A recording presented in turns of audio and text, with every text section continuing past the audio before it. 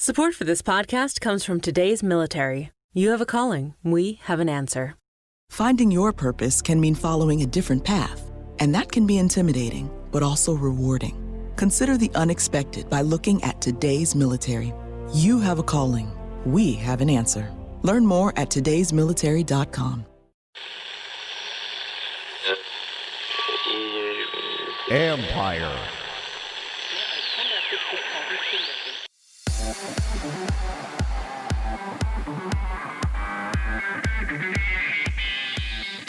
The betting game is expanding fast. Already operating paid fantasy games in the form of DFS contests and paid fantasy in over 40 states.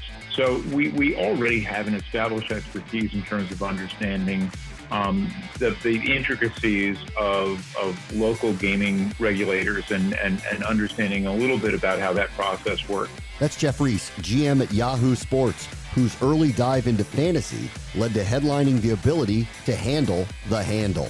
This is the Future Sport Podcast. I'm Bram Weinstein.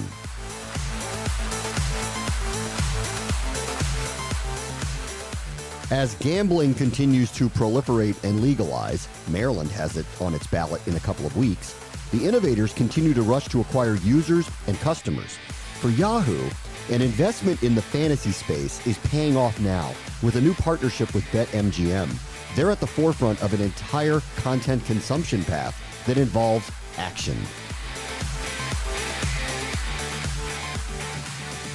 Our guest this week is Geoff Reiss. He's the GM of Yahoo Sports, who have just announced a couple of new initiatives with their Yahoo Sportsbook that will streamline you getting into their wares and making the games and the betting far easier and far superior. Hey, Geoff, how are you? I'm doing great. I appreciate the chance to get together. So tell me a little bit about the year for Yahoo Sports before we get into Yahoo Sportsbook and what you guys are doing. As you guys are making partnerships and building new platforms and sports goes away, what has the year been like for you? Yeah, it's a great question. And it's kind of weird because everything is different, and in some regards, everything is the same. What doesn't change is our desire to serve sports fans and be able to connect them with their passions. What obviously has changed is the very nature of the conversation, right? We are finding ourselves having regular conversations about whether or not games are going to get played, in addition to the normal kind of coverage we would try to bring.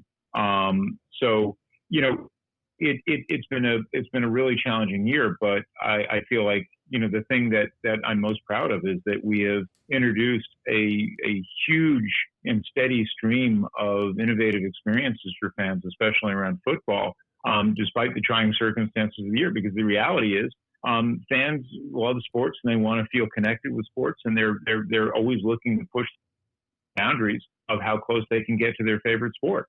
So for Yahoo Sportsbook, take me through, what the goals were initially once you started partnerships with groups like BetMGM. How did you guys see the partnership, and in what ways did you want to make the work for users? It starts with really kind of understanding what your core strategy is, right? And our strategy is to across Verizon Media, but in particular in the case of what we're talking about with Yahoo Sports, is to connect fans with the things that they're most passionate about. And with the advent of legalized digital sports betting rolling out across the country, we saw a real opportunity to be able to create seamless experiences in Yahoo Sports, both on the web and in the app, for fans to be able to easily easily kind of shift from what they're already doing in Yahoo Sports, which is watching games, playing fantasy, finding out stuff about their favorite teams, to being able to go to what we believe is the industry's leading sports betting resource. So MGM was a natural partner for us to be able to facilitate the kind of experience we wanted to create for fans. So how is it different? What are you guys doing? What were your initiatives to make the experience different? I think there are a couple of things we're looking at. First and foremost, we're introducing a couple new features I think that fans are going to really enjoy. One is we're integrating bet slips directly into our product, so it'll be easier than ever for fans to stay within Yahoo Sports and still be able to make a variety of different bets on games that are about to happen, or in some cases games that are already happening. I think the other thing that'll be really fun is we've begun offering props around specific players' fantasy lines. We're an acknowledged leader in the fantasy sports space. We have every year the season-long fantasy football product that just wins the greatest amount of recognition and loyalty from fans, and being able to integrate experiences around nomenclature and numbers that are already really familiar to fans, right? Quarterback X's over-under for fantasy points this week is 23.5. You have an opportunity to now put a bet along that fantasy line in addition to have that player on your team. We are in a new world. I mean, this is really amazing. God, 5 years ago, 10 years ago, could you have imagined that this is how we're talking about integrating sports content and engagement with fans? Listen, it's been a little bit of a white whale, because I could have imagined it for sure. Whether or not I thought it was going to happen. I mean, the fact of the matter is, you go to other parts of the world, Western Europe, for example, and sports betting is so fundamentally integrated in the basic experience of fandom. You wouldn't believe it. I remember being in the Roma FC team shop, in Rome, and there's a sports betting kiosk right in the team shop. So it is a crazy world for us here in the States, but in many regards we're catching up to some very well established behaviors from other parts of the world. Yeah, where I live in the state of Maryland, sports betting is finally on the ballot. It needed to go to the ballot. The governor can't just pass it here, and I'm sure all the different jurisdictions have been dealing with it. How do you guys navigate at this point legalized jurisdictions versus ones that aren't? How are you kind of navigating through all of that right now?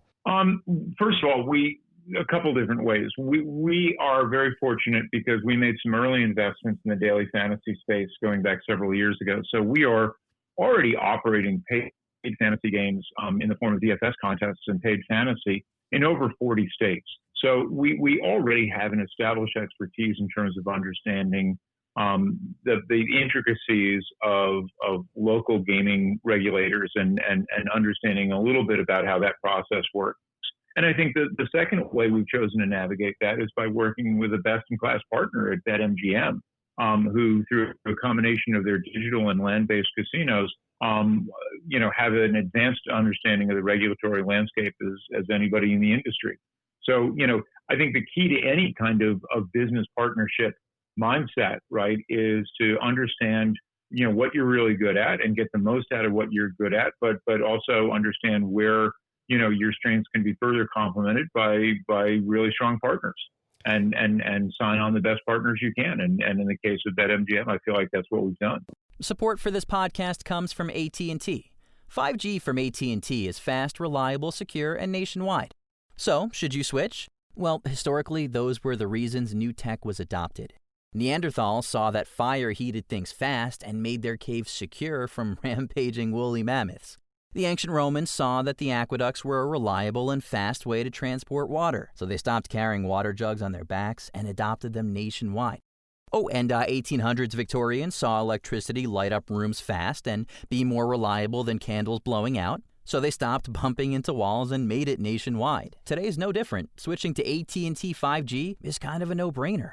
I mean, historically speaking, it's smarter than candles, water pots, and hungry dinosaurs. AT&T 5G.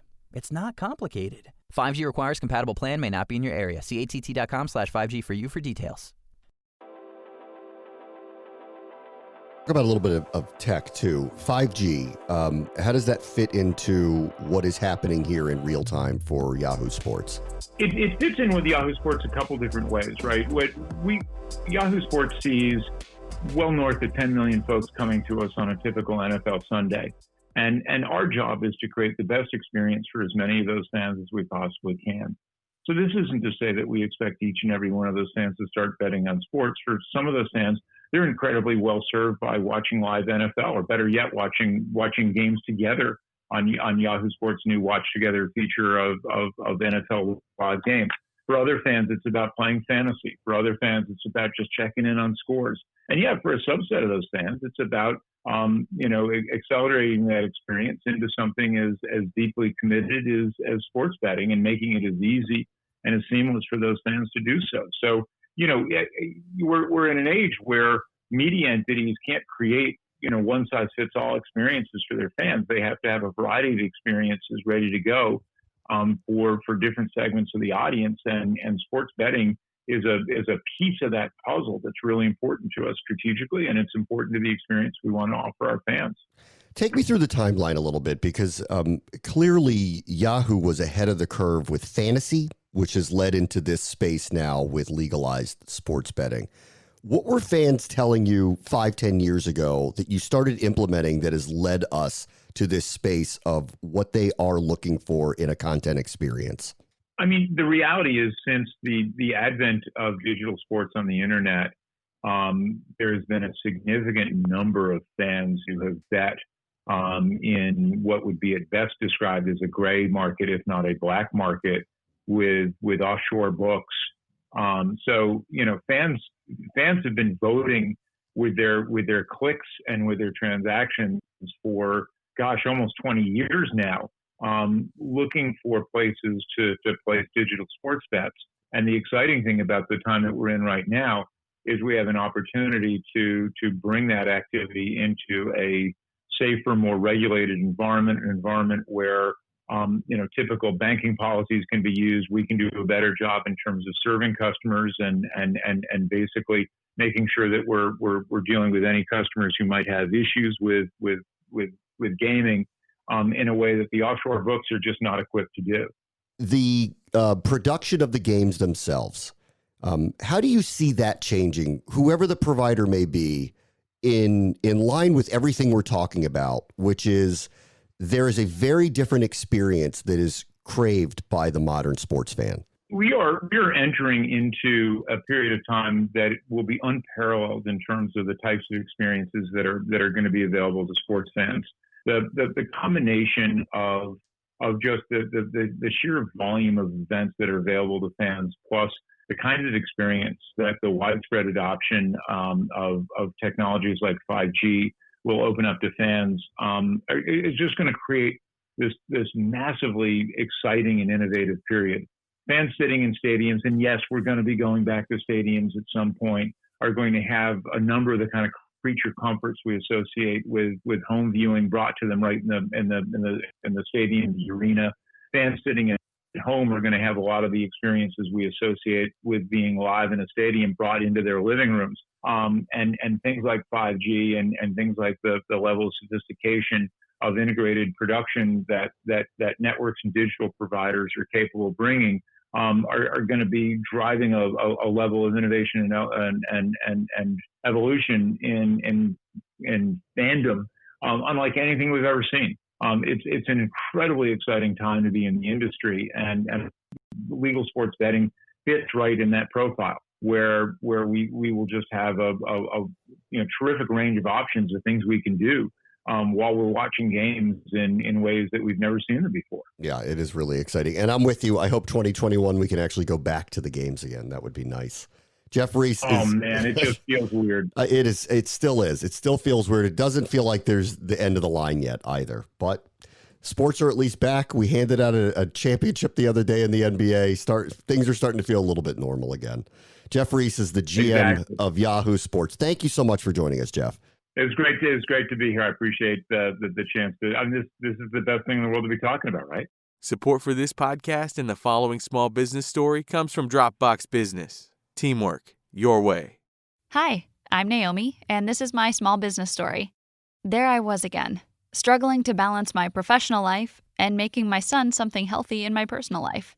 And then I decided I can solve this. So I put together a team, and we created Astronoms, an easy, balanced meal for working parents to give their kids.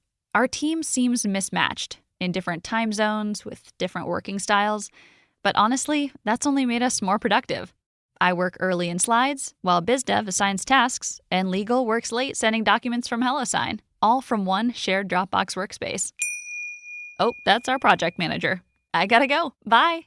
Try Dropbox for your team free for 30 days at dropbox.com/teamsatwork.